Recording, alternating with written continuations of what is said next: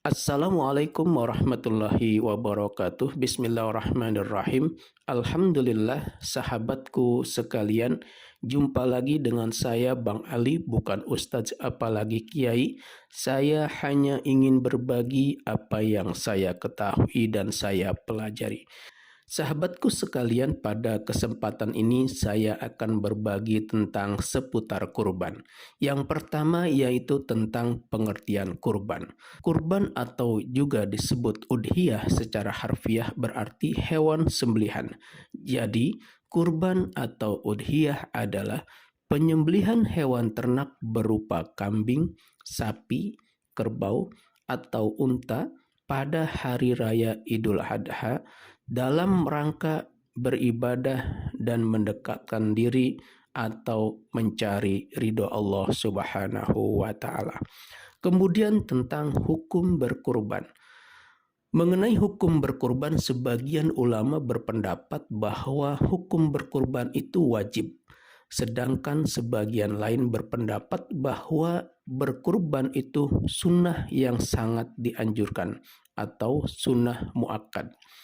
Adapun alasan yang berpendapat bahwa berkurban itu wajib berdasarkan pada firman Allah Subhanahu wa taala dalam Al-Qur'an surah Al-Kautsar ayat 1 dan 2. A'udzubillahi minasyaitonirrajim. Bismillahirrahmanirrahim. Inna a'tainakal kautsar fasalli li rabbika wanhar. Yang artinya, sesungguhnya kami telah memberikan kepadamu nikmat yang banyak, maka dirikanlah solat karena Tuhanmu dan berkurbanlah. Kemudian berdasarkan surah Al-Hajj ayat 34, A'udzubillahi minasyaitonirrajim. Walikulli ummatin za'alna mansakan liyazkuru smallahi ala ma razaqahum min bahimatil an'am. Fa'ilahukum ilahu wahidun falahu aslimu wa basyiril muhbitin.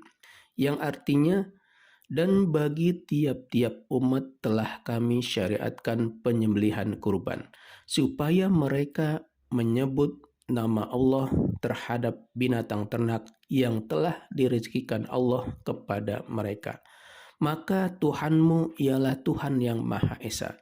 Karena itu berserah dirilah kamu kepadanya dan berilah kabar gembira kepada orang-orang yang tunduk patuh kepada Allah Subhanahu wa taala. Kemudian juga berdasarkan sabda Rasulullah Shallallahu alaihi wasallam. Bismillahirrahmanirrahim. An Abi Hurairah qala Rasulullah sallallahu alaihi wasallam, man wajada sa'atan falam yudhi fala yaqrabanna musallana. Yang artinya, dari Abu Hurairah, Rasulullah Shallallahu alaihi wasallam telah bersabda, barang siapa yang mempunyai kemampuan tetapi ia tidak berkurban, maka janganlah ia mendekati tempat sholat kami. Hadis riwayat Ahmad dan Ibnu Majah. Adapun bagi orang yang mempunyai nazar untuk berkurban, maka hukumnya menjadi wajib apabila telah datang waktunya. Di samping itu, bagi yang bernazar wajib menyedekahkan semua daging kurbannya dan tidak boleh makan daging kurbannya dan tidak boleh dijualnya sekalipun kulitnya. Hal ini sebagaimana firman Allah Subhanahu wa taala dalam surah Al-Maidah ayat 1. A'udzubillahi minasyaitonirrajim. Ya ayyuhalladzina amanu awfu bil 'uqud.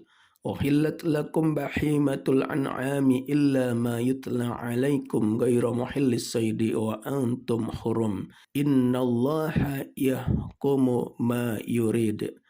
Yang artinya, hai orang-orang yang beriman, penuhilah akad-akad itu. Dihalalkan bagimu binatang ternak, kecuali yang akan dibacakan kepadamu. Yang demikian itu dengan tidak menghalalkan berburu ketika kamu sedang mengerjakan haji.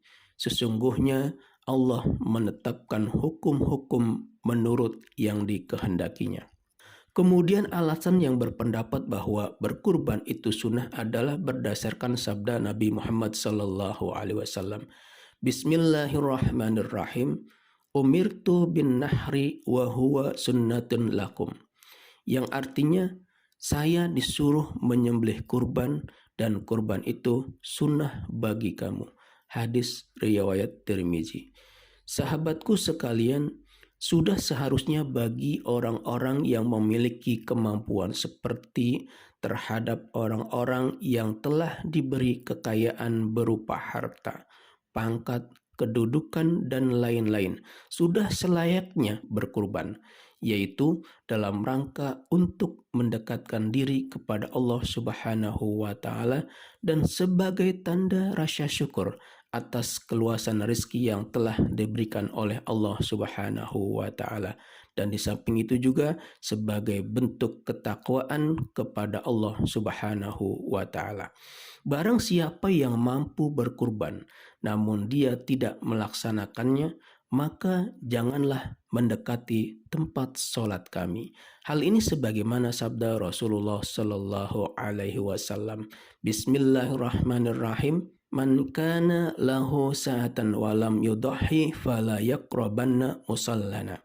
Yang artinya, barang siapa mempunyai kelapangan atau keluasan rezeki tapi tidak mau berkurban, maka janganlah sekali-kali ia mendekati sholat kami. Hadis riwayat Ahmad dan Ibnu Majah.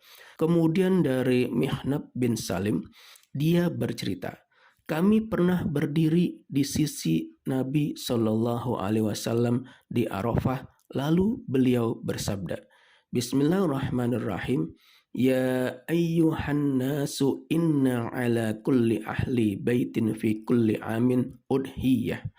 Yang artinya, wahai sekalian manusia, sesungguhnya setiap keluarga berkewajiban untuk berkurban setiap tahun. Hadis riwayat Ahmad, Abu Daud, An-Nasai, Ibnu Majah, dan Tirmizi. Adapun bagi yang tidak memiliki kemampuan untuk berkurban, maka Allah tidak memberatkan suatu kaum kecuali sesuai dengan kemampuannya. Hal ini akan berlaku hukum sunnah, yaitu apabila dikerjakan mendapat pahala dan jika ditinggalkan tidak berdosa. Sebagaimana firman Allah Subhanahu wa Ta'ala dalam surah Al-Baqarah ayat 286. A'udzubillahi minasyaitonirrajim. La yukallifullahu nafsan illa us'aha laha ma kasabat wa 'alaiha maktasabat. Yang artinya Allah tidak membebani seseorang melainkan sesuai dengan kesanggupannya. Kemudian tentang waktu berkurban. Kurban dilaksanakan setelah sholat Idul Adha sampai terbenamnya matahari pada tanggal 10 Zulhijjah dan pada tanggal 11, 12, dan 13 atau disebut juga sebagai hari tasyrik. Sebagaimana sabda Rasulullah Sallallahu Alaihi Wasallam, Bismillahirrahmanirrahim, kullu ayyamit tasyriki dzabhun, yang artinya semua hari tasyrik tanggal 11, 12, dan 13 Zulhijjah adalah waktu menyembelih kurban. Hadis riwayat Ahmad. Sedangkan bagi orang yang menyembelih hewan kurban sebelum sholat hari raya Idul Adha tidak dinamakan kurban, namun hanya menyembelih untuk dirinya sendiri, sebagaimana Rasulullah Shallallahu Alaihi Wasallam bersabda, Bismillahirrahmanirrahim. Man zahaba qabla salati fa innama yajbahu li nafsihi wa man zabaha ba'da salati wal khutbataini faqad atamma nusukahu wa asaba sunnatal muslimin. Yang artinya, barang siapa menyembelih kurban sebelum sholat hari raya haji, sesungguhnya ia menyembelih untuk diri sendiri. Barang siapa menyembelih kurban sesudah sholat hari raya haji dan khutbahnya, sesungguhnya ia telah menyempurnakan ibadahnya dan ia telah menjalankan aturan Islam. Muttafaq alaih.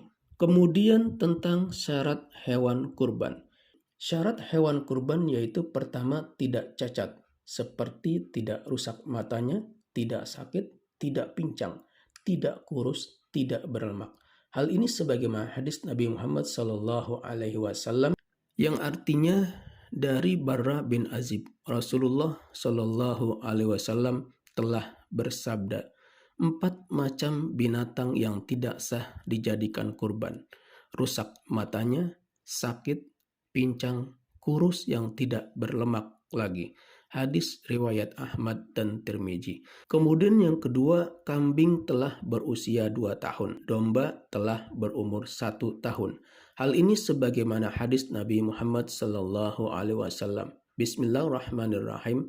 An Jabir qala Rasulullah sallallahu alaihi wasallam, la tajbahu illa musinnata illa an yaksura alaikum fatajbahu jad'atan minad do'ni. Yang artinya dari Jabir, Rasulullah sallallahu alaihi wasallam bersabda, janganlah kamu menyembelih untuk berkurban kecuali yang musinnah atau telah berganti gigi. Jika sukar didapati, maka boleh jaj'ah atau yang baru berumur 1 tahun lebih dari biri-biri. Hadis riwayat Muslim. Kemudian yang ketiga, kerbau atau sapi telah berumur 2 tahun. Dan yang keempat, unta telah berumur 5 tahun. Kurban seekor kambing hanya untuk kurban 1 orang. Dikiaskan dengan denda meninggalkan wajib haji. Kurban sapi atau kerbau dapat diniatkan kurban untuk 7 orang, sedangkan kurban unta dapat diniatkan kurban untuk 10 orang. Hal ini sebagaimana hadis Nabi Muhammad sallallahu alaihi wasallam. Bismillahirrahmanirrahim.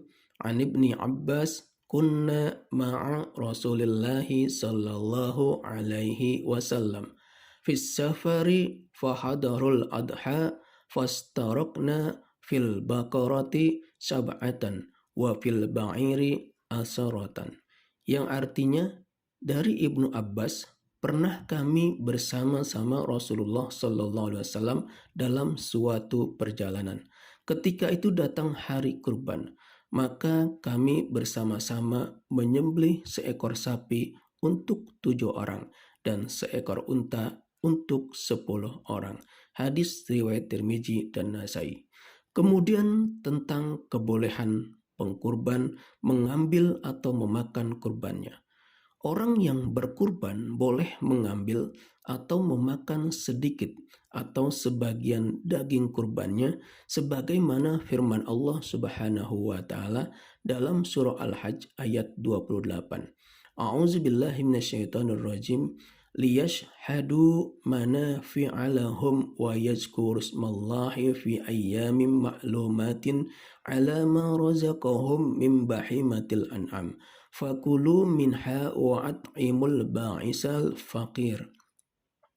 Yang artinya supaya mereka menyaksikan berbagai manfaat bagi mereka dan supaya mereka menyebut nama Allah pada hari yang telah ditentukan atas rezeki yang telah Allah berikan kepada mereka berupa binatang ternak.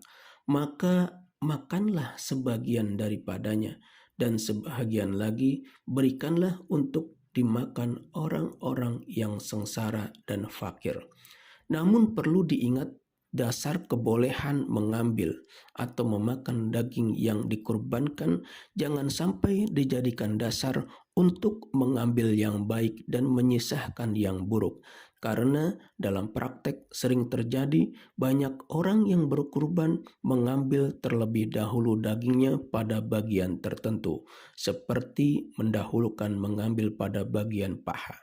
Ingat, jangan sampai niat ikhlas kita menjadi rusak karena masih ada rasa sayang atas apa yang telah kita kurbankan. Ada baiknya apa yang telah kita sedekahkan atau kita kurbankan semuanya diserahkan kepada panitia yang mengaturnya. Ketika kita dibagi sedikit dari hewan yang kita kurbankan, maka itulah sunnah yang menjadi hak kita untuk kita makan.